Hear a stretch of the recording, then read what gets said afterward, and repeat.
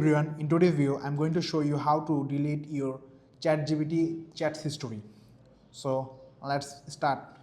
First open our iPhone, then let's go to ChatGPT. Here you can see I have chatted with ChatGPT. So I want to delete all this chat and all the previous chat also. So now click in this, you can see my name here. Click on this three dot. Just you can see the data control here. Click on it and you can see delete all the chats and delete account. By clicking on delete account, your account will be deleted. So we don't want that. We want our chats deleted. So now let's click on delete all chats.